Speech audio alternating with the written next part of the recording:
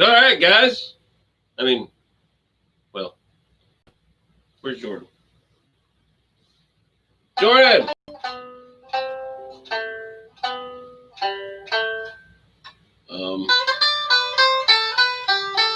I don't like this. Jordan, cut it out. Oh, there you are. Why are you doing this? You're scaring me. Stop it.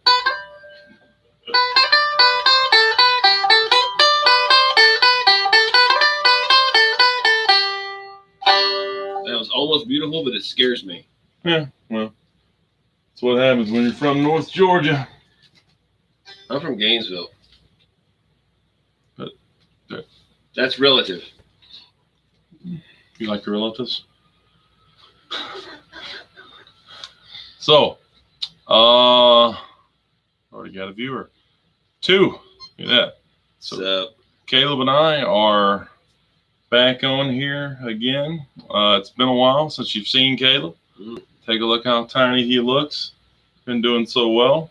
It sucks, bro. Yeah, it happens. They told me I was fat and I couldn't read good. One of those is correct. You're getting better at reading. Thanks.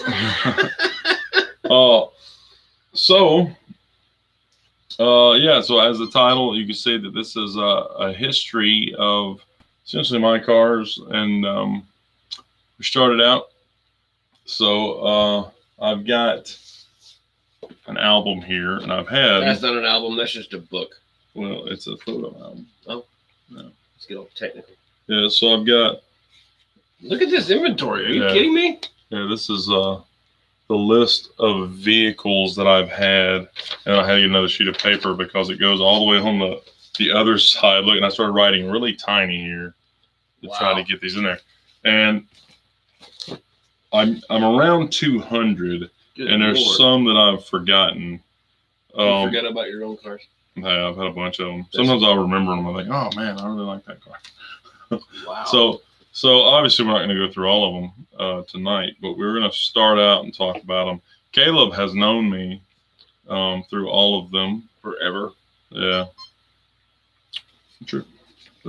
So a couple different ones. The list is on this one, and some build photos of some random stuff that I did is in there. The other album here. There's 2. Yeah. This is a scrapbook. This is volume 2. Yeah, this is a scrapbook from my wife.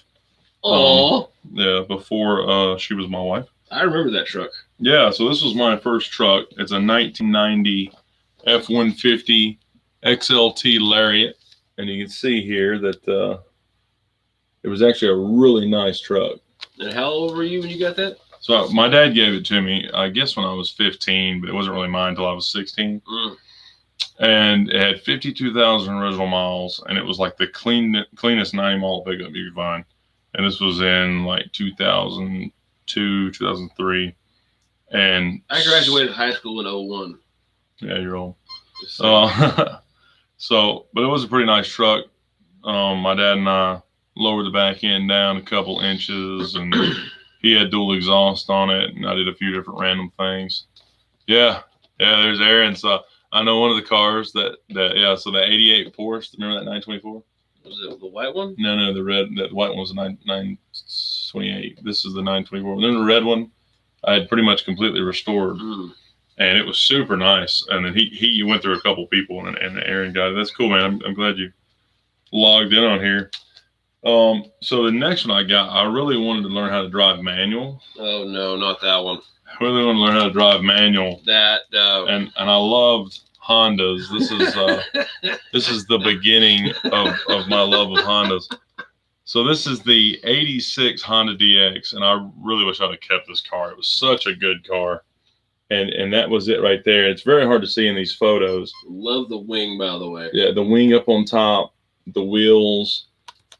Caleb actually lined these flames out for me, and on the front and back, it had a logo that I designed, and more flames, and said the chick magnet. Oh Lord! And God, that was such a good car. was a whole lot of fun. And it was literally just for fun. Like, girls did like it. Yeah. To laugh at it. It was an entertainment piece. People wanted to ride in it though. People like that car. Man. So on here on my list, I've got the Del Sol as number 3, and then the Caprice as number 4. This book has it opposite of that. So I don't remember when I had each one, but this is the 85 Caprice that I had, and it was actually pretty nice. I put like 10,000 miles on that car, driving back and forth to school, and then never had insurance or a tag on it at all. Drove past 2 cops every day. Wow. And then this is my Del Sol. So those wheels and the wing should look pretty familiar. So those are from the old DX. I built that car. Now this is 2003, right as Fast and Furious had came out. Oh yeah. And Fast and Furious 2 had came out. Just had to have the NOS. Yeah. Which we didn't have. No. I ended up buying a NOS kit, but I never put it on. Yeah, exactly. Like I said, we didn't actually have it on. Yeah, I was afraid of actually putting it on because I didn't know very much about it. An explosion, go boom. Exactly. And got some pictures in this other album. This is, like I said, kind of like the build album of random stuff. So there you go. That's the car there. This is the night that I bought it, and moved the wheels over, and then we started doing the wing, the Alteza. I don't remember how you pronounce that. The Euros. Yeah, the Euro tails that we thought were cool at the time. Yeah. And I started doing some Mugen seat belts that I'm sure were not real. And they look cool. That's all that matters. Yeah, the car went 10 miles per hour faster just because you had that's true. Those in there. And then put a Venom race computer on there and did some like yellow piping up under the hood. So it was actually a really sweet car. It was one of the nicest freaking imports around at the time. You see how you notice you got all the yellow wire coverings? Yeah. Like when I did mine, there wasn't my internal color was gonna be green, and I couldn't find green anywhere. I had to like yellow, spray paint white red, ones. and blue were the only colors you could get. Oh Oh man, look, there's Christopher's car. Wow. So, yeah, in the background of this top photo is Coyote Chris's little Honda Civic back there. And it had another like tear stripe design. And this is when I got my front bumper. This is my dad spraying it back in the day, and it did not fit well at all. Now, it wasn't just Fast and Furious. It was also Need for Speed Underground. That prompted everything. Yeah. I got a Need for Speed. You know, that's the wrong game, but still, you know, could have been from that one. Could have been no, that's the right one. It wasn't from, it wasn't from this one, though, right? Yeah, no, that was the right one. This is the original. This is the one that started it all. Yeah. That one actually has the Viper in it, which is why I got that one. Yeah, this is inside the car. Look at this. So I had a 7.5-inch widescreen in the dash, gauges drilled through the dash, and I had the NOS floor mats and like everything you could think of for the time. But Optima battery. Did you have a PlayStation hooked up and playing Gran Turismo on it? I did, actually. So I had a PlayStation 2 behind the seat, and you could actually play the PlayStation or watch DVDs going down the road. Why is there a for sale sign on that window? That's why I took pictures of. This was 2000. You shouldn't have sold it, man. Just saying. I had it for a long time before I decided to sell it. Yeah. What are you gonna do? I did like the car though. It was a good car. So after that, I really wish I had that car back. I have no idea what happened to it either. I wish I had my Integra back. Yeah, your Integra was pretty sweet. I probably got pictures of it in here somewhere. So after that, and I'm curious to see what this one shows for the list. There is You want me to hold one of those? You seem kind of. Yeah, that'd be fantastic. What are we looking for here? Just the list. So next it says 86 Ranger and a 72 Ranchero. Dude, the Ranchero. So, oh, look, the one picture I have of the Ranger is that. Behind the Ranchero. Yeah. So I bought the Ranger for like $800, and it's like right there. Little Ranger in there. And this was the Ranchero, the 72 Ranchero, which I thought was killer at the time. And it could have been. It could have been really cool. It looked pretty much like this the whole time I had it. I put the wider wheels on it and some few different things. And then it had a electronic ignition module that kept burning up over and over and over again. And if I'd known what I'd known today, then I probably would have just switched out the electronic ignition for old school points and been good. But it was a cool car. I felt cool driving it around. It felt like I had a real muscle car. So now we're on 86 Mustang GT. Yeah. Where's it at? So are they referencing? Is that it? No, that's the 88. That's not till later. There could be some. These aren't in order. Man, that's what this is for. You got the index. That's what that is for. These are just random builds. So there's some really funny pictures. There's some of you in there. We're totally not prepared for this. No, it doesn't matter. Wait, there's funny pictures of me in here? Yeah. Do I want to see this? I think you do. So this is the 86. This was my first Mustang I ever owned. And I bought this thing, I think, for like $1,300. Dear Lord. Yeah, you're not supposed to be looking at this yet. Yeah, like $1,300. Somebody had stole the tail lights out of it, so I had to go with some like Euro lights in it. And then I put the Cobra R's on there. No, you didn't have to go with Euros. You just decided, hey, it's a cool thing to do. No, I did, because the 86 Mustang had the same lights as the later Cobra, like the 93 Cobras, the SVT Cobra. They had the same lights as the 86, so they were stupid expensive. So these were like $100. You couldn't have gone to a junkyard? No, not and get 86 lights. I could have got something else. What we got next?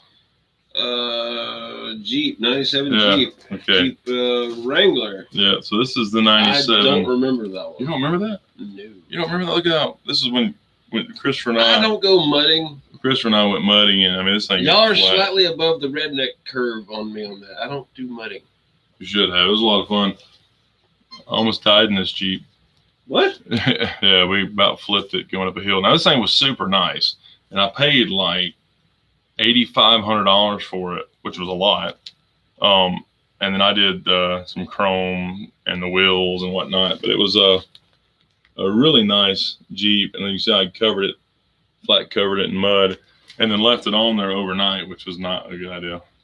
What's the next one? All right, well, I laughed a little bit at this one because you said Plymouth Neon 98, 1 week POS. Yeah. So it actually says that here. There's no pic of it because I had it that little. Plymouth Neon 98 POS. So you put it on the list, but you don't even have a photo of it. It's because I literally had it for a week, and the oil sensor came on, and it was like dying. Put oil in it. No. I mean, the pressure sensor came on. And so I ended up trading it back in for the next vehicle. Nissan pickup 95. The Nissan pickup. This blue 95 Nissan pickup, which was a great pickup. It was a little automatic 4-cylinder, little hard body, which are expensive these days. At the time, it wasn't expensive at all. I think it was literally like $1,200-$1,500 or something like that. Those are a really nice truck. You remember that? What color was it? Blue, the blue pickup. Remember, I used to drive it too. I remember the other one. The was it a Nissan? It was the Runner, the something X Runner. Yeah, no. That was also blue. It was, but that was Toyota. Oh, my bad. It was a Tacoma. So we get there. This one, I used to drive this one to your old house. Remember in Dahlonega? You and Pat? Dude, that was a long. I got mad a few times in this vehicle, and I punched in the steering wheel horn button, like just beat the crap out of it, and it like folded up and like around my hand as I was like beating in. And and every time I did, I would fold it back out and put it back on. Wow. That's some anger issues. Moving on.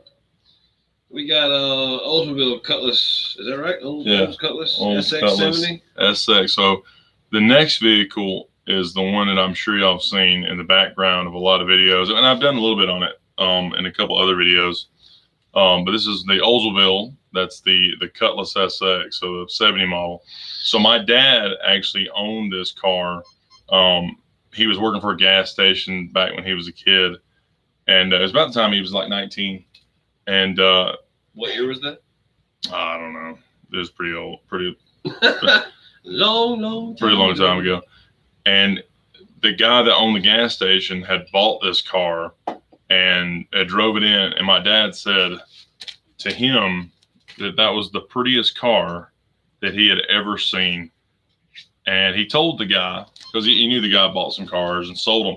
He said, if you ever sell that thing, I want to buy it. Well, it was like a few months later, the guy was like, all right, I'm ready to sell it. My dad bought that 70 Cutlass. Now, this is the SX. And the SX is more rare than a 442, because a 442 is the stripped down car that everybody knows about. And then you have the Supreme.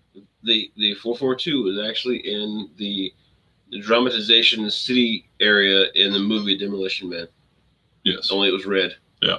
So, and I think it was a 71. I don't remember the year. Yeah. So, but the 442 is one everybody remembers, and it is very popular.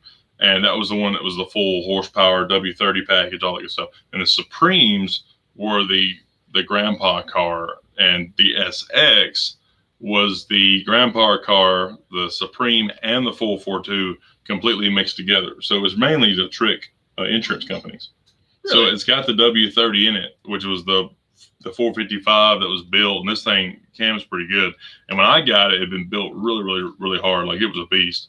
And then my dad's had it rebuilt, and it's not as strong now. But is that the one you put the actuator on the exhaust? Yeah, that's really nice. So I put exhaust cutouts on it, put headers on it, put these wheels on there, and then my mom ended up buying it from me, and she gave it to my dad for Christmas that year. Nice. Because he really wanted to get it back, because this was one of the cars he had that he loved. But we were definitely fortunate enough to get it. What's next, vehicle wise? 01 Kawasaki Ninja 250R. Yeah, it's that green 250 Ninja. That was the first street bike that I had ever owned, and I bought it for like $2,000, and it was in pieces, and I had to get it back together. That was the first loan I ever had too. First vehicle loan, and luckily I had That's the only photo you got? Probably, yeah. But it was a fun bike. I had a street bike. I had a crotch rocket before Christopher had one. Does that really classify if it's a 250? Hey, that's a crotch rocket. It looks like a crotch rocket, but it's only a 250. It would do. I mean, it did good. I mean, it was. I had a street bike in general before Christopher had one. So, and it was funny. We were laughing about it because I remember we were sitting there looking at it and sitting on the couch. We had it pulled into the living room area of the basement, nice. And we're just sitting there staring at it. And Christopher's like, I cannot believe that you have a street bike before I do, because he was the one that was the crazy motorcycle guy. He still is. Yeah. I've seen him. I've seen it first. The next car. 1969 Volkswagen Bug. Volkswagen Bug. Is that the Baja one? This is the Baja one, yeah. And I love this car, and I wish that I could find it again. So this is it down there. And I love the flames, by the way. Yeah, I did those flames and then painted those with 3 different cans of spray paint. I had red, yellow, and orange and blended them fantastic. Like, I did a really good job on that. But that was the Bug. And that was the first V-Dub that I had. And it was such a good car. Like, it was actually a pretty nice car. Mm. And you can tell right here I had polished the front wheel. And not the front, not the back one. It took so long to try to get the front wheel polished that I was like, when you do that. I was like, that's good enough. And those were American racing wheels. But that was a really cool bike. You know what? I probably do have some other pictures of that Bug in here, because it was a special car to me. Volkswagen. That started my love for Volkswagens. Nazi. Yeah. Kidding. You know. Oh, look, you got some. Adolf commissioned it, but Porsche designed it. Just saying. Yeah. So yeah. Check out the flame prep. I like that. Yeah.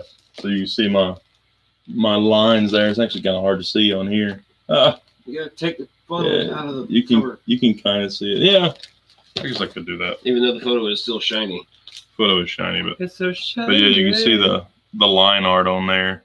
Barely, yeah. Just barely. Do you put a Sharpie on that? Is that what that is? No. That's the blue. That's actually tape? Lining tape, yeah. Wow. And then we've got, since I already had my plotter and I was already doing vinyl stuff, this is a transfer tape, which worked out really, really good. Oh, yeah. For lining those out. So we did that, and man, I love this bug. It was such a cool bug. What is it with you and teal cars? I had a no fear tag on there. Wow. That's right. Yeah, that's right. Yeah, that's right. But yeah, look at this is a good one to show it. Look at the blend on that. Like, that's a really good blend job for a freaking rattle can. A high school kid. Actually, I was just out of high school. But to be able to go from yellow to orange to red, like with rattle cans, it was flat though, because in order to do it. And I always thought about going back and glossing them, but I never did. But it was really cool. So, and then Christopher had this was Christopher's that was Toyota, right? 85, 86 Toyota, and he had rode up on this concrete block. So with the bug, we just lifted it up and stuck it on there just so it. Like, I can do it too. Yeah. No, you can't. Yeah. We'll pretend. So that was us. So we just picked up the front of the car and just set it on the block. Worked out really good. So, all right, what's next here? VW bug. Oh Lord, really that one? You put that on the list? I don't know. What is it? Oh yeah. 88 Honda Prelude. So tell us about the car, Caleb. Well, first of all, it's haunted. Well, it was. Because I had the car. And then you had the car. Or did Pat had it at some point? I got it from Pat. Okay, so yeah, me and Pat to you. Yeah. Right? Or did I get it back from Pat? No. I don't remember. No, you did get it back from Pat because I got the car from you, but I got the body kit from Pat. Remember, because Pat had bought the body kit and it was sitting in the closet forever. Yeah. But that was it. That was the 88 Prelude. And that car had four-wheel steering. What is that about? Is that why you got monster trucks next to it? Because it has the same thing. Kelly did that. Well, it kind of fits because that was the weirdest car ever. I don't think I got any pictures of that body kit. Really? Yeah, because you and I worked on like mounting. We had the old body kit mounted up, and we were in the process of blending it, but it never got finished and never got painted. And I ended up selling it off. I'm surely I have pictures of that somewhere. You would think, right? Even I have pictures of it when I had it originally, in doing the primer process. But maybe one or two pictures after it was painted that horrible orange color. Yeah. Which it wasn't supposed to be orange. It was supposed to be fire engine red. Apparently, we did something wrong with the wet look hardener for the single stage paint, and it came out awful. Just yeah, it was weird. I didn't anticipate that at all. So next one. That's like 3 Hondas right there. Japanese Nissan Xterra 2000. Yeah, so there's my Xterra that I had. And that was, we drove it down to Florida, but I had knobby tires on there, all that good stuff. It was actually a pretty nice Xterra. That's when they were somewhat new. It was only a few years old. So it was one of the newer, nicer cars that I had. What's the next one? You got another Cutlass on here? Yeah, I don't have any pictures of it. It was the 89 Cutlass. So it was now that's cool, and I would love to have it back. But like an 89 Cutlass at the time was worthless. I mean, it was worth something like $2,500, and it was a really, really nice car. But it was a straight up grandpa car. I think it had a V6 in it, so it wasn't like crazy powerful. None. But I sold it to some old man and old lady. Not even one photo. No, I never took a photo of it. I completely forgot about it. So if hadn't been listed, I wouldn't even thought about it. But like I said, there's a few cars that I got that were either not running cars or things like that I didn't get a picture of. So, it's just, I've had probably over 200 cars, but I don't know what they are. So. Well, the next one, I don't even remember this one. You don't remember this car? The MG 79? Yeah, I drove this everywhere. This is a 79 MG. And I took the front rubber bumper off of it. And then I put a glass back. I guess I took a picture of the fact that I put a glass back under there. It was really a pretty good car. and it was a lot of fun to drive. When I got it, I named it Pitter Patter because when I when I got it, it was going it wouldn't run worth a crap. It was terrible, and it was just making all kinds of rattles and noises and stuff like that. Daddy and I ended up taking the valve cover off. He was like, "Well, let's just check in the valve cover, see what it is." The rocker and the nut are just laying there, and he goes, "That might be a problem." And I was like, "Oh, how do we fix it?" And he's like, "I don't know." He was like, "Let's just run it down and make it about as tight as the rest of them." And that's what we did. We fired it up and it ran smooth as silk from that point on. Yes. So I'm sure somebody had this car, it was pretty nice, and parked it because it started running rough. So, and then going down the road, the fuel line would heat up and it would lock just going down the road randomly. That's good. Yeah. So you'd back out of it and just let it go to idle for, I don't know, 30 seconds or something. And it was fine. And it would go good. That's funny. That was a good car. I've actually looked for another one of those a time or two. Pitter Patter. Chevy Malibu, 79. What is that word? I can't read it. Landau. That's Landau? Landau. Yeah, that was the... It looks like Landau. Yeah, that's because I don't know how to spell. Or write. It's like you went from regular, like, what's the word I'm looking for? Isn't the standard writing to cursive? To cursive, yeah. Dude, look at that. That's pretty cool. What is it? Jumper cables, but they're actually that's kind of 3D jumper cables. Yeah, so this one had the Eagle Goodyear tires that were the yellow tires like NASCAR. Nice. And it had a Corvette rallies on it, and it had a. That car looks like the one from not Step Brothers, Talladega Nights. Dad, what was his car? No, that's no. What was that car? His was either a Skylark or a Nova. It was like a 69 model. Really? Yeah, it was. It was way older than this. But this thing, it had a built 383 in it, and it was pretty dang mean. Like it was one of the meaner cars that I had, and I'll show it to you there. Yeah, that's it up there. And now these things go for a pretty good bit of money, but yeah, 79 Malibu, and it was a beast. And I got it from Bert. So Bert had it, and I got it, and Christopher was like, "Yeah, I'd kind of like to have that too." And so I had it for a while. I ended up trading around with Christopher, which we'll come to it, and maybe there's a picture of it, but I ended up trading around with him, and then he sold the car, and the car actually popped back up. Another guy that we went to high school with, who's passed away now, he ended up with it last, and I still had the title to it. What? Yeah, I still had the title. I found it, so I ended up mailing him the title to it, and then he had some complications, I think, from a surgery or something, and ended up passing away. But who? Matthew Day. Remember that? I remember Bobby Day. I don't know if there's any relation in there. I don't know. But anyways, that was a beat for you. Oh, and what's interesting is this car, Greg, his grandfather is the one that put that motor in there. Really? That's how small the world is, yeah. Cool. So he knew the car too, and his dad is the one that tried to restain the interior, and it came out like pink colored. Ew. Yeah, where it was this plastic. Chevy plastics back in the 70s were terrible, and the paint was terrible in the 80s. Terrible, just terrible. What we got next? Yamaha YZ250 02. So I wonder if that one's in it. It's not. So that's why I traded. I traded that for Chris's YZ. That was Chris's. Yeah, that was Chris's YZ. That you got that I ended up getting. Yeah. Wow. Yeah, and it was all metal militia and all blacked out and everything. It was a really cool bike. I don't guess I have any pictures of it. I rode it one time.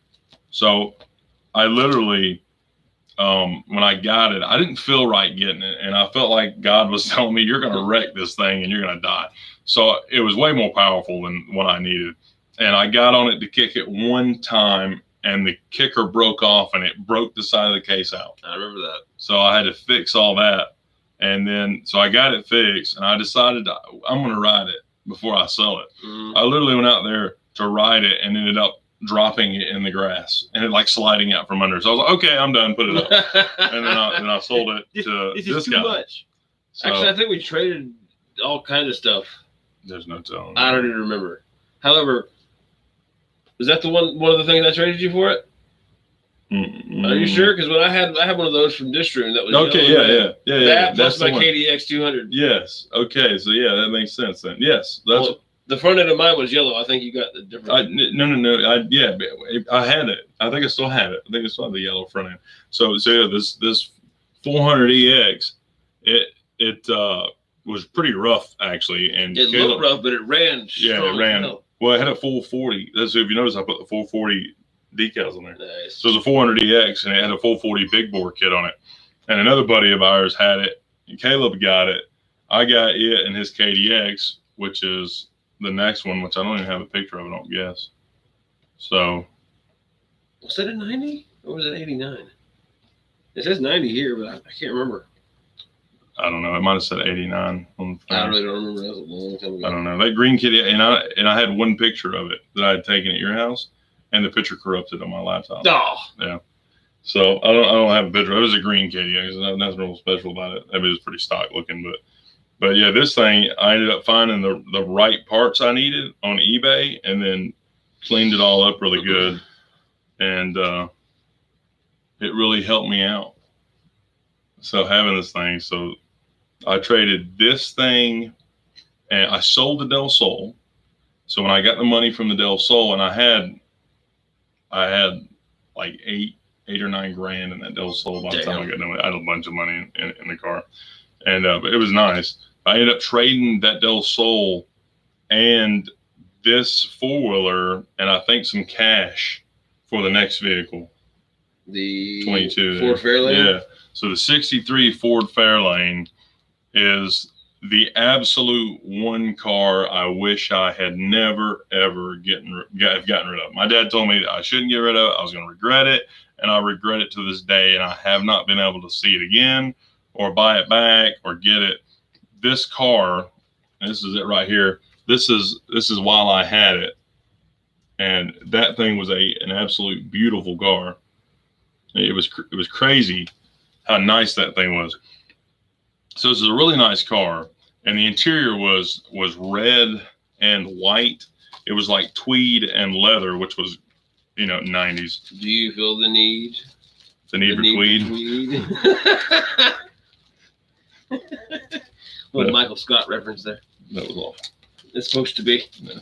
I don't have any pictures of it. So, but anyways, I got it. It was pretty much stock. I put these wheels and tires on it, which were American Racings, and they were really nice. It had a built 289 in it, and it was the K-Code motor.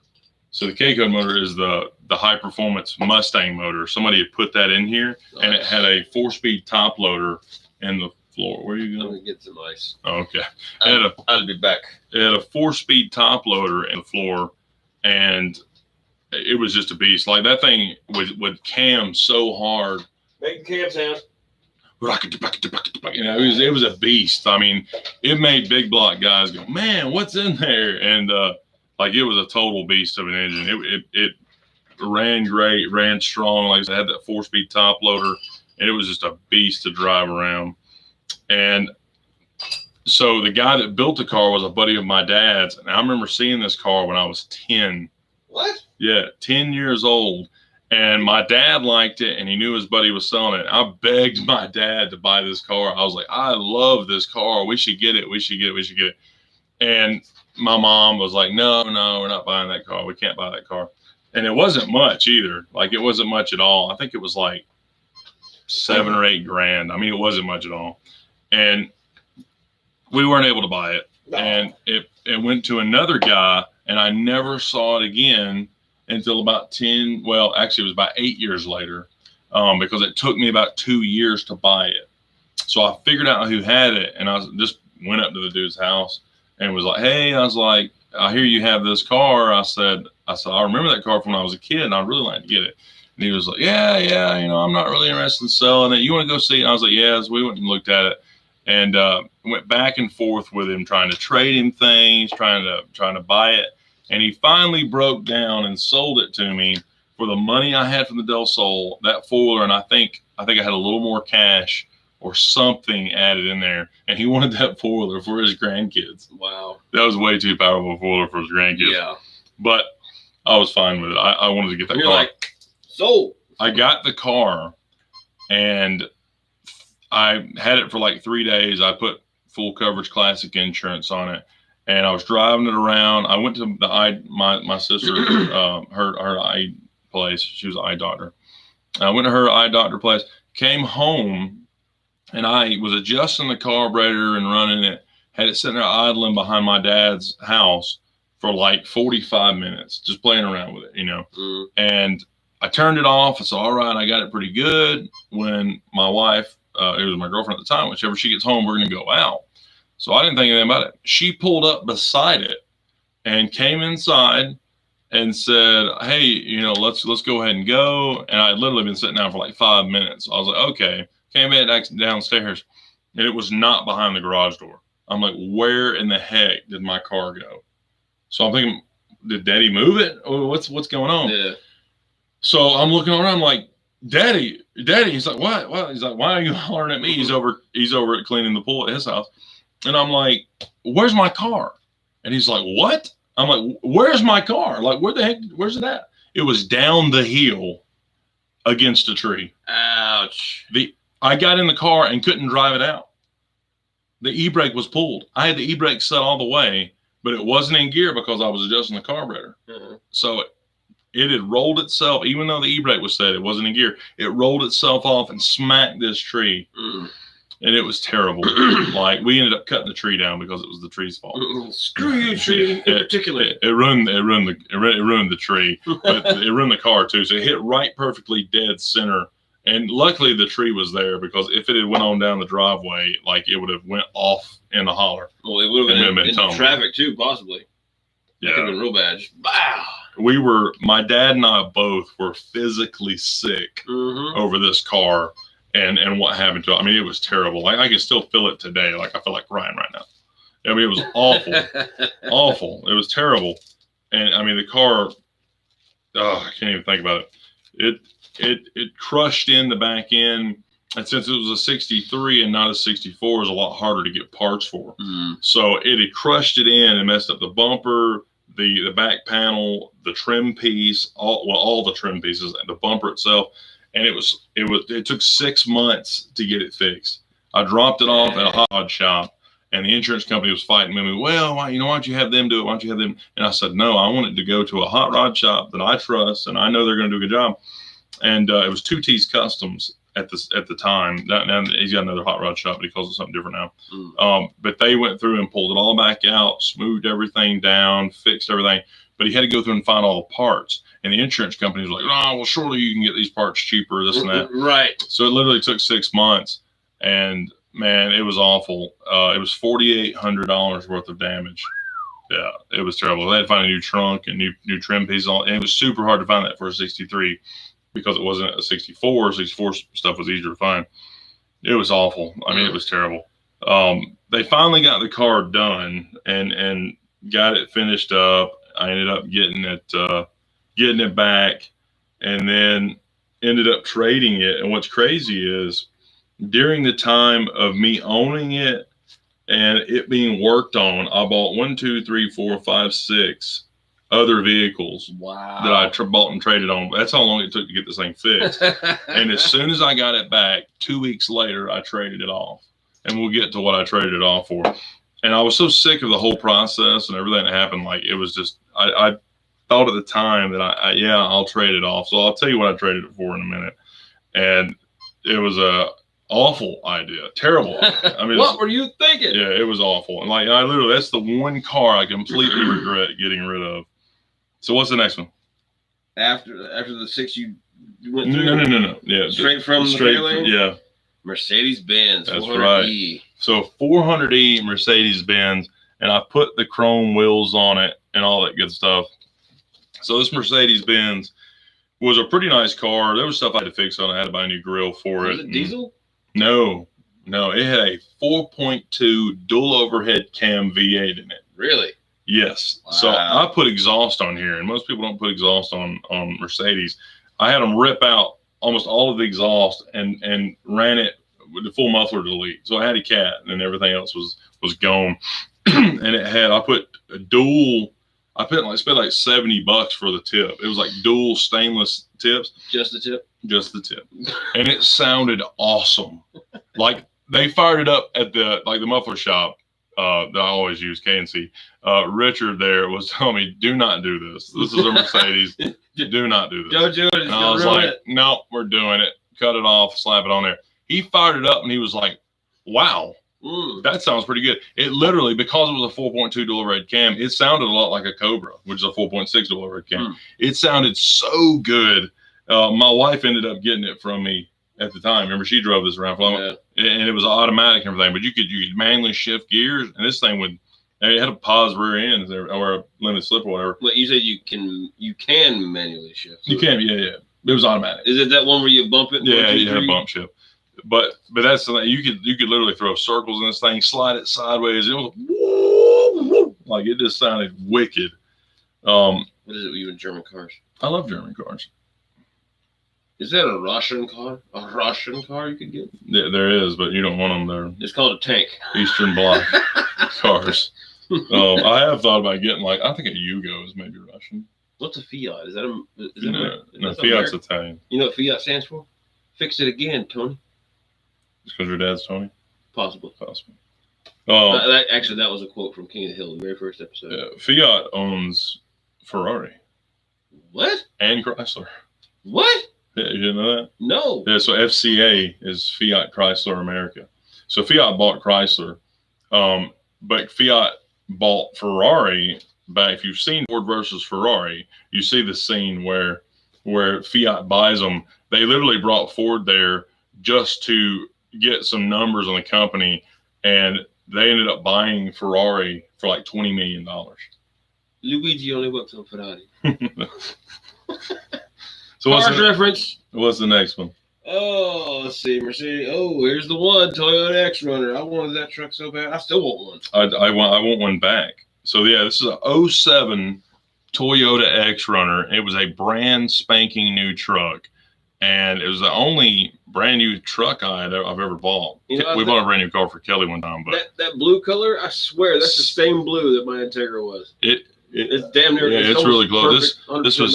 This was Speedway blue on this truck, and I got completely screwed at the dealership. I mean, I got hosed big time. Yeah, but you wanted it so bad. I did. So the story of this truck, Christopher and I went with my dad in 2004 to the Atlanta Auto Show, and they had this thing up on the turntable, and I thought, that is the coolest truck I've ever seen. It had a body kit and the X-Runner package, better suspension, big wheels, had the 4-liter engine in it and everything, six-speed trans, and I ended up putting exhaust on everything. And I said, if they ever come out with this truck, it was a concept at the time, I said, if they ever come out with it, which they did like the next year, I said, I want that truck. And it was in Gran Turismo 4.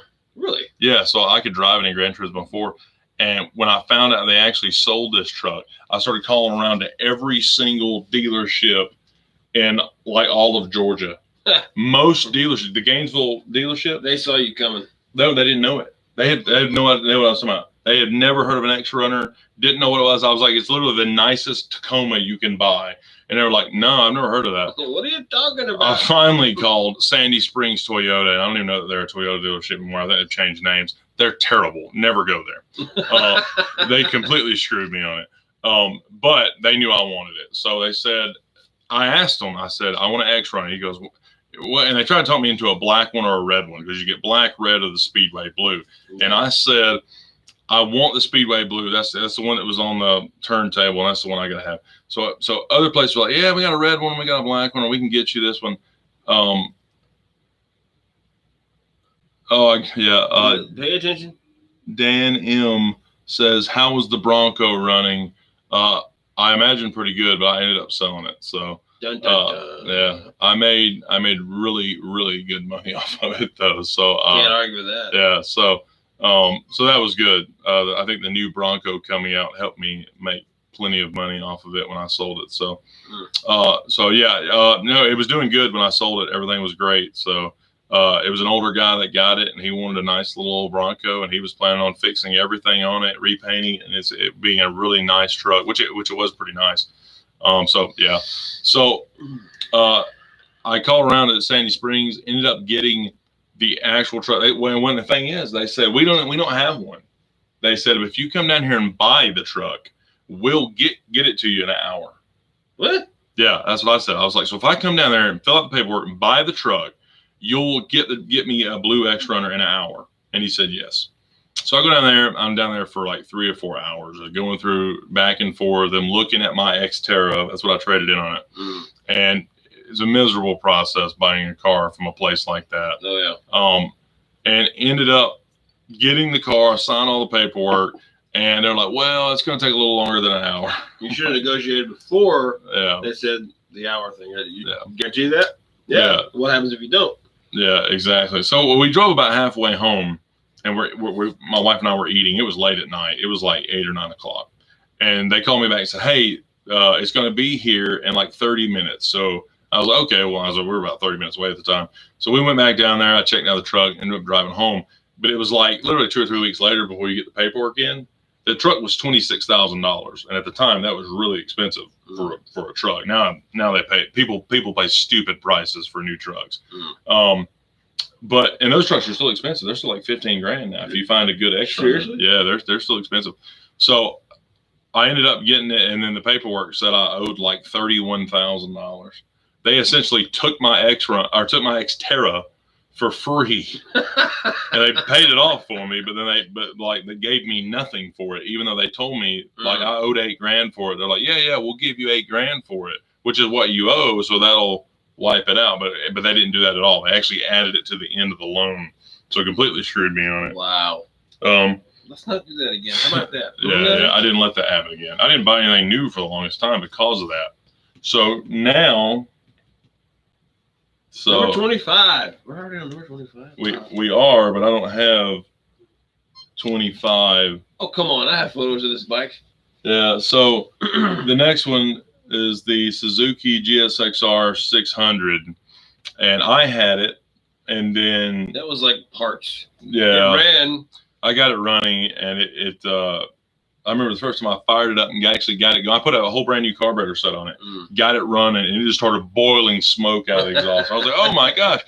And it had way too much oil in it. And then all of the gas, because of the old carburetors, it was a Suzuki, so they got the prime thing. It had ran gas all in the oil. So I ran it for just a minute and realized it had way too much oil in it. So I ended up fixing that. I got it running and rideable, and I sold it to Caleb or traded it for something. We've done it a few times. And then he got it going. He actually painted it black and blue to match his Integra. That was so nice. I just happened to have those colors left over, and it just worked out. It turned out really, really nice, though. You know what? And I might even have. No, I don't think I do. I have photos of this thing. No, I'm sure that I have photos somewhere. I just don't know where they're at. Totally not prepared for this. Yeah. One day we'll be prepared. Okay. So anyways, that's not there. What's next? Kawasaki GP. Is that a Z? Z. Or is it a 2? That's a Z. GPZ. What is it? 750? What? Yeah, a GPZ 750. It was an 85 model, so it was real boxy looking. But what I did, I wanted a Street Fighter bike because that was in. So we ended up cutting off the tail section a little bit and like trimming it up. And then I ended up taking off the whole big front end that was going around it. Took all that off and mounted one of the headlight kits or whatever, like a dirt bike kind of style to it. It was cool. I had it for a little while and rode it. No, I don't know that I have any photos of that, but it was neat. Now the next one. What is that? Lifan. It was LF200? Yeah, so it was a 200cc bike. It was 06 model. We bought it in like 07, but it was a year old. But it was brand new. And I bought it for Kelly to learn how to ride. Lifan, yeah. It was, at least I think that's how you pronounce it. Maybe it's Lifan. Lifan. Yeah, so this is it. This is Kelly on it, actually. What? Yeah. So look at that. It was a 200cc, like crotch rocket style bike. And that's what she learned how to ride a motorcycle on. So you can see that. And that's hers on there, which was awesome. It looks pink, but it was actually red. It was awesome. I mean, she learned how to ride it, and the dash was in kilometers. Wow. So Chris, her, and I went riding, and we get on 400. This is the first time she's ever been on the interstate. Oh Lord. So we get on the interstate, and it'll only run like 70 top speed. We're going down through there, And I'm behind her waiting for her to go. And we're like putting down the road. And I'm like, oh my God. Chris goes, because he's on the 954 RR and just goes flying by.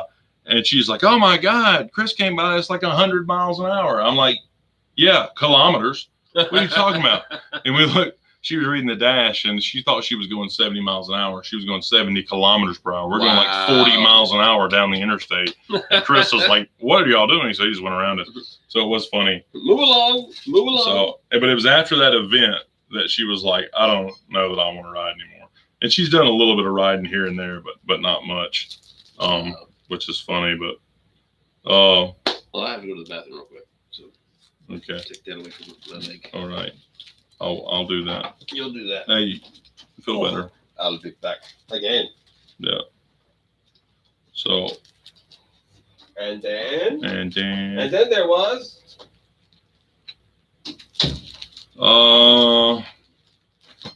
So next we had the Honda CBR 600 F3. It was a 96 model and it was black. And I got it from a cop down closer to Atlanta and he was using it as a track bike only. And I asked him, he goes, oh, no, it's clean. I've ran the numbers. Everything is good on it. And I was like, okay, cool. So I get it home and find out that I end up getting a tag and everything. Had to go through getting the VIN verified and all that stuff. And then it came back like 2 or 3 months later. They sent me back an email. I got an email. I got a letter in the mail from the state on that CBR. Remember that black CBR I had? And the letter from the state said, remove this tag immediately and take it off the road because this is a track only bike. Really? Because yeah, it was a parts bike. They were like, you can't have this registered, even though I tried to register it. And like I said, I rode it around legally for 2 or 3 months until they told me to take it off. And I don't have any pictures of it. I had some of it. But I had to put it all back together and do some things to it to make it fully street legal again because they had stripped it down. But it had Vance and Hines exhaust on it, Vance and Hines ignition system, and some other things done to it. And it was a beast. Oh yeah, it was a beast. I actually had the Vance and Hines on that GSXR. Did you put it on there? Just the silencer part, not the. Did you put it on there? Or okay, yeah. I got it from Scotty. Oh really? Not Erica's dad, but yeah, Brian. Yeah. Yeah. How's he doing? I don't know. I haven't heard anything. He had a chopper, a BSA chopper he had built back in the day, and I loved it, and he wouldn't sell it to me. He finally sold it, and he called me and told me he was going to sell it, but I had no cash at the time, so I couldn't buy it. It popped back up. The bike he built popped back up on Facebook like a week or so ago. I suppose it's not running anymore, but the guy wants $1,300 for it, for a BSA chopper, which is worth way more than that, I would think. So, did he say what the problem is? No, he just says it hadn't ran in years. That's probably something wiring or something simple. I mean, I tried to talk Kelly into let me take money out of savings and buy it, and she said no. Dun dun dun. Don't have a wife. No, I was kidding. Have to? No. Either way. Polygamy. It's great. No, we don't do it anymore. I can only handle one, so I don't know what I would do with more. Me either. Yeah, I don't have enough time. No. So the next one now. Look up the next one. Yeah, I've got a picture of it here. And then, what does it say, Caleb? Is that supposed to be Revolution? Revolution, yes. It looks like Revolution. You know what? I never said I could spell. Revolution Custom Chopper 03. Yeah, it's a 03 custom chopper. It had a Revolution Cycles frame on it. And it was essentially the first Harley I had ever owned. It had Harley cases and RevTech heads and stuff like that. I considered it a Harley. Is that photo you got of it? No, I've got another one right here that's a little bit closer. Okay. It was a beautiful bike. It was a beautiful, beautiful bike. It was only a few years old. It had like 500 miles on it. It was custom built. And it had apes on it, a Springer front end. I mean, this is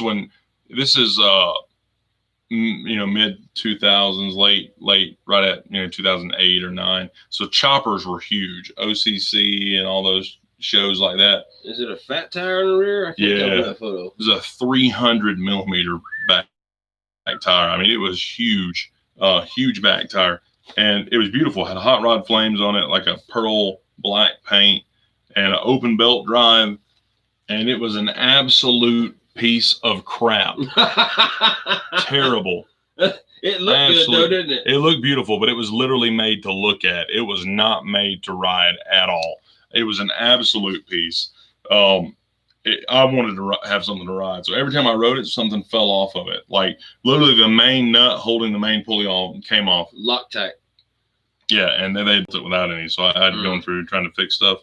It had West Coast choppers, hell-bent pipes on it. They were flat black. You see them right there? Yeah, I remember that. You can kind of see them. Take that photo out. Yeah, take this one out. It is hard to see those exhausts, but they're the swept exhaust. You can see them kind of sweeping down on the side right there. Barely. Yeah, but that was it though. It was wicked.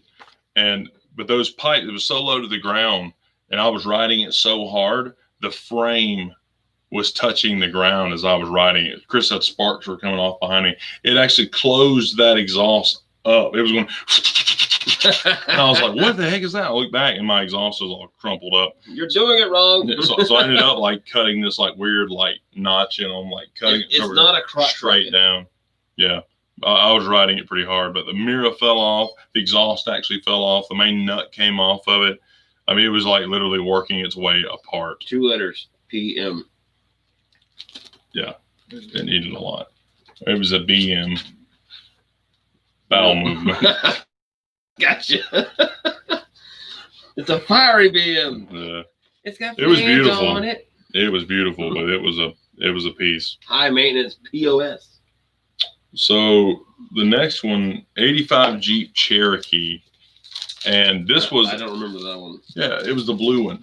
Remember the it was the Sport. Yeah, I got you. It was the Sport, and it had it was 2 doors, and it had 488 gears in it, and it had the 2.8 or 2.9 or whatever it was, GM motor or whatever they put in those things. It was an awful motor. It had no power. But it got you from A to B, right? No, like it did not get you from A to B. Did not get you from A to B. We tried it once, I think. We went to Wendy's in it, and on the way there or on the way back, this is terrible. So the thing was so scary to drive, and it was so like floppy and lanky, like it was just crazy. So I didn't want to do any sudden movements. Well, a turtle was in the road. Oh no! And I couldn't do anything. So the doors were off of the Jeep and everything. You could hear it. Oh, it was as loud as can be. That's a horrible sound. And Kelly flipped out. She thought I hit it on purpose, but I didn't want to kill us, so I did not move. Wow! Because it came up out of nowhere. And she was like, "Oh my God! Wrong place, wrong time for that poor little turtle." It was terrible. This is the picture. Actually, that's Wendy's in Dawsonville behind me. So that's the Jeep right there. So if you see that, it's got Wrangler fenders on it, big knobbies, but 488 gears, and it had lockers and everything. Like it would literally crawl anywhere. And we kept a chainsaw on the back, and we would just make our way through the woods. That works. It was fun. It was the only way to travel. It was good. What number are we on here? It's a Honda Revolution. Yeah. So we're at S10? No, look, see, this is 32. 31 was one I forgot about. So 31 is actually up here. 300SX? 300ZX. Yeah. So it's the 86 300ZX, which was the boxy one. It was gold, and it had a LeBron on it. I don't remember that one at all. I think I ended up taking the LeBron. This is right when I got it. And it was actually a pretty good car. It was actually really nice on the inside. And I got it from a friend of mine just because I really wanted one. I wanted a 280 ZX really bad when I was a kid. And this was as close as I could get because the guy I tried to get the 280 from wouldn't sell it to me. He's like, how about no? Yeah, it was cool though. I really liked them. This next one, 32 is the S10, the V8. Yeah. 35. So this is my first V8 S10, And we did a photo shoot. Yeah, this is the photo shoot. That's at the park, right? Yeah, so the pictures of your car is around here somewhere, but I don't have all the photos. I have them on my computer. I see who's important around here. Not me! I traded that 300ZX for this. Really? Straight up. And it's actually it was really, really nice. So it was you got that truck like the same day I finished painting my Integra. Yeah. You showed up and you're like, what? Yeah, so it was flat black on top and flat gray on the bottom, had a red pinstripe and some striping. Like the red rims with the chrome cap. Yeah, so I painted the wheels red. Really? Yeah, they were just gray. I painted them red and did the chrome accents and stuff. This is before everybody and their brother started doing it. And it had an old like 50s style GM steering wheel on it, and the V8. This thing was so low that it was on the bump stops. Like it was literally like bolted down and literally just went. Can I go any further? Coming across the bridge, the old green bridge, man, it was like wham, wham, wham. But it was like what again? Do it. No. Oh come on! It was like wham, wham, wham. You can rewind it. Okay. But no, it was a rough riding little truck, but it was a blast to drive around in. It was really cool, and it had heat soak problems and everything else, just like I've always got with fuel problems with V8 S10s, but. It was a pretty nice truck. It was pretty good, yeah. It had like 80s Camaro seats in it that were real nice. So it was real comfortable to drive and stuff. Nice. It was cool. The next one on the list is the 1986 Porsche 9285. Yeah, so this is my. I remember that one. Yeah, this was a pretty Is that not the same car that was in Scarface? I don't know. I believe it was. It could be. At least something close to it. The flip-up headlights are just like the ones in the the headlights actually pop up in like buckets that pop up out of the thing. What was cool, this car right here, when I put that chopper up for trade, this guy sent me the car, and I was like, it's not really something. That'd be cool to own a Porsche. Not really what I'm looking for. I didn't know what I was looking for. And he ended up sending me another message later on, and I was like, yeah. I said, let's take a look at it. He wanted that chopper bad. I ended up trading that chopper for this car. And when I put it up for sale, I put it up for 16 grand. So, which was more expensive than most of them, but it was a really nice car. I believe these were 968 wheels on here. And it was the 928S, so it had the 5-liter V8. But it wasn't like a American 5-liter V8. It had like what they say, it was like an 8-foot long timing belt that went through everything. Wow. Dual overhead cam and everything. Like, it was a massive motor in there. But inside the car, this is a little Photoshop deal I did with the car. But it was actually a very pretty car. It was very nice. But what's funny is it had the typical Porsche gremlins in it. So you got 3 tries on the windows. So like the driver's side window, you could do it 3 times. You could go down, you could go up, and you could go back down again, but it was not going up until the next day. Really? You got 3 button pushes, and you weren't doing it again until the next day. Like a relay issue or something? I have no idea. Crazy Porsche stuff. So what I would do is I would usually put them down as I put it in the garage. So the next day I'd have up, down, and back up if I needed it, right? But you get caught in the rain. What if you disconnected the battery? Would that change it? Would it reset it? It was such a weird problem that I had no clue what it was. We're going to finish this page up, and we've been on here for a little over. We only got 3 more cars. Let's go ahead and finish this one bar. Well,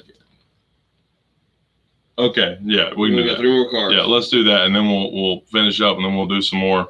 I think our video's skipping out a little bit too. Yeah, I noticed it was doing. Yeah, I can see it like. So hopefully this is coming through. Otherwise, we'll just redo the whole thing. You'll be all right. I'm just kidding. So let's do that again. So, and then we'll go through. He's like, this is 36 cars is what we're gonna go through, and there's still plenty more to do. Number 34, the 1973 Plymouth Scamp. Yeah. So this was it was a 73 Scamp, and I didn't find out later. I thought it was like a half year. Supposedly, this was a 73 that somebody put a 72 front end on and put Scamp GT emblems on it. That just means it's backward compatible. That's right. The 73 front end doesn't look as good. The 72 front end definitely looked better. I don't know even if that was true, but you can see here, this was a pretty cool car. Now, this was this car would be worth a fortune right now because and maybe a few years ago it'd been worth even more because all the old Dodge stuff and Plymouths and all that stuff became really expensive. So it was a 2-door scam. So it was essentially a Dodge Dart, but it was the Plymouth version. But we ended up I got some Ranger wheels, I think, for free. And some of the rally caps. Yeah, so we ended up, my dad and I, these little knockoff spinners, it just made it look a little more old school. Wow. What we did is they just barely fit over the hub. But these are Ranger wheels, so they bolted right up. They had good tires on them and everything. But those knockoff caps, we ended up lining them up and marking them. And my dad actually drilled through all the holes and tapped them. And we got machine screws in stainless and we painted the wheels up and all that stuff and mounted them on there. But they actually came out looking really cool. Like it does look good. Actually. It was a neat look. It worked for the car, and it worked for me not having any money. We blacked out the grill, and the hood was already flat black. It had a really cool look to it, and it had a 318 in it, not super crazy or nothing, but it had no exhaust at all because of me. It had exhaust, but I whacked them off at the header. So it was like, wow! Like it was just loud as can be. You're the guy that I'm in traffic and I hear, that's not annoying at all. Yeah. So, but it was a cool car, but one of those things. I've never even heard of a scamp before. Yeah. The word scamp to me registers shrimp scampi. Sounds good. I know, right? I love shrimp. Moving on. After the scamp, you got number 35, a 1991 Ford Explorer Sport. Yeah, so 35 and 36 I got together at the same time. I traded that at V8 S10 for both of these. So you get the Ford Explorer and the Ford F-150 XLT. Yeah, so and the main reason I did that at the time was because Kelly didn't have a car to drive. So you needed to double up. So I needed just to trade the S10 for something for Kelly to drive, which was this Explorer Sport at the time. It looks like the one from Jurassic Park. Pretty much, except for it's a 2-door. It's a 2-door. It is a 2-door. Explorer, yeah, the Sport. It might as well be a Bronco. Yeah. Look at that. That's crazy. Yeah. I didn't know there was a 2-door Explorer. 2-door Explorer, and it was 5-speed, and I think it had the 4.0 in it. But the slave cylinder had gone out, so you had to shift the gears without pressing the clutch. That's a little rough. So I changed this. You gotta get that timing just right. Yeah, I changed the slave cylinder, and Kelly drove it for 2 or 3 times and was decided she did not want to drive 5-speed. That's what I told her how to drive 5-speed in. Without a clutch. Yeah, this is That's the hard way. Yeah, this is that F-150, and it was the wheel bearings had just demolished. She was literally the only thing holding that wheel on was the caliper.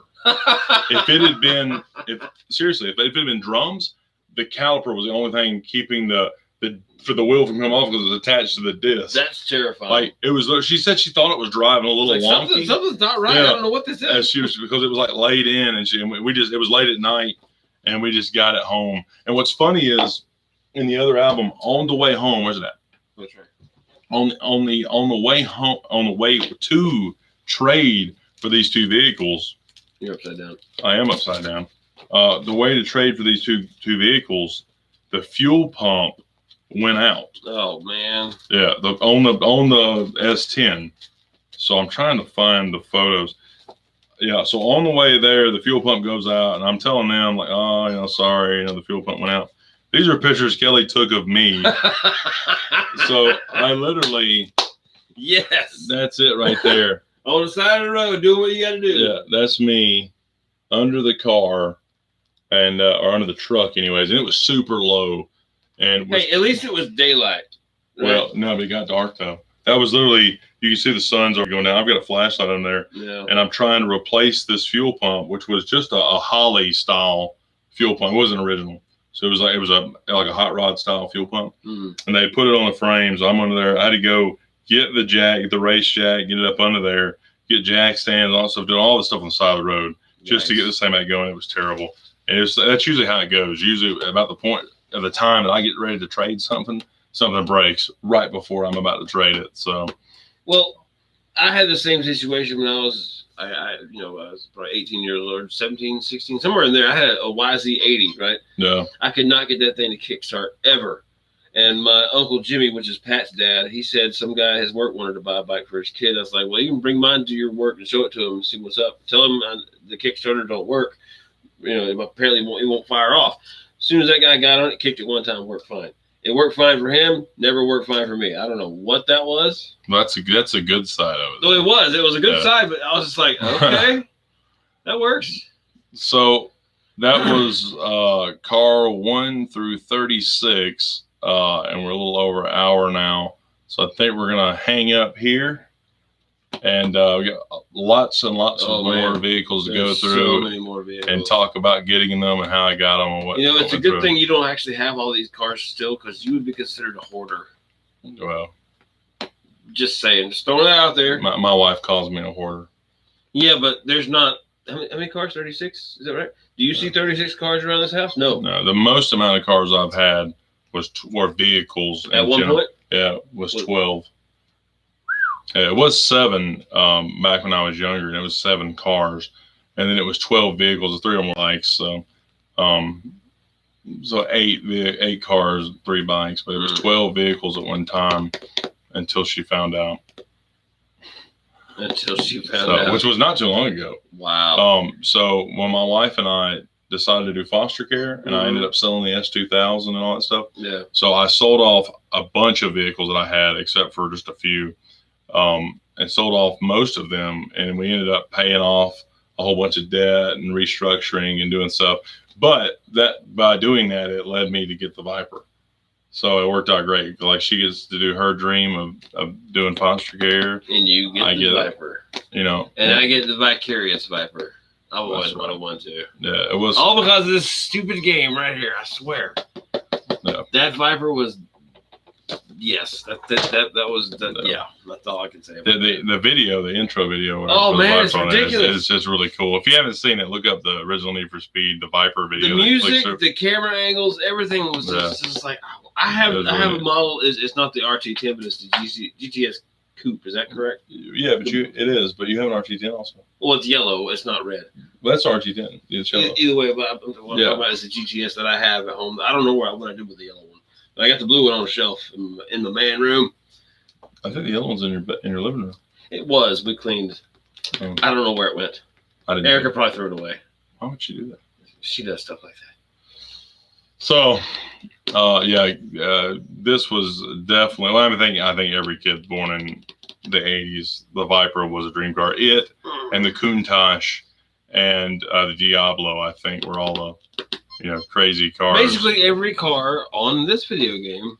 Yeah. This one, not the ones after. Yeah, I don't know. So here's the cars on this. So the Diablo, and it had the Diablo VT, which was the faster one.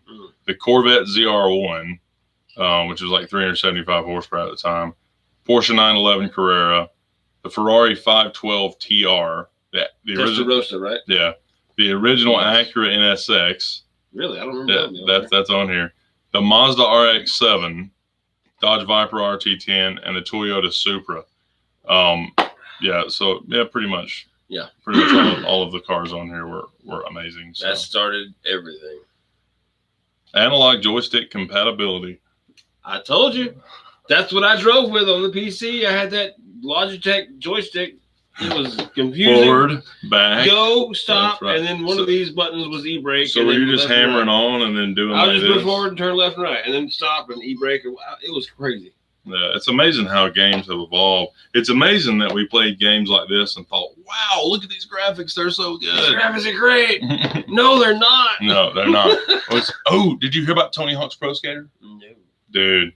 They have redone Tony Hawk's Pro Skater 1 and 2. They're one combined game remastered? Now. Completely remastered in 4K. And they showed a clip. There's a video. They showed a clip of the new Tony Hawk, of the old game and the new game side by side. And I was like, God, I don't remember looking like that. But they get all 4K, and it's the original game, which is killer. Wow. It's expensive, though. It's like $70. I was never into the skateboard thing. Technically, I wasn't really into the bicycle, but the Dave freestyle BMX, dude, that game was it. Love it. What I got. Yeah. I said, remember that. All right, guys. I appreciate y'all watching. We had a whole bunch of people in and out, and couple guys asking some questions, and we appreciate it. Hope to see you back again. Check out some of our other videos, things we've done. Caleb and I have built a few things. Greg and I have built a few things. Christopher and I have built a few things. Check out Wanahakalugi, yo. Yeah. Caleb's YouTube. It's very small. I hardly ever post anything, but you get what yeah, but it's Wanahakalugi, and it is so I'll put a link in the description. It's actually kind of hard to find because there's a whole bunch of... It's spelled really weird. Yeah, it's not spelled normal. So, but anyways, you can follow Caleb. So I post a video like every 3 years. It's all good. Yeah, so it's doing good. And we'll have another video coming up, hopefully pretty quickly, on the F100 that my dad is working on right now. Update on it. So I'm sure some of y'all are wondering about it. And we'll go from there. Guys, we appreciate it. Again, completely love the support that y'all give us and the things that we do and the website.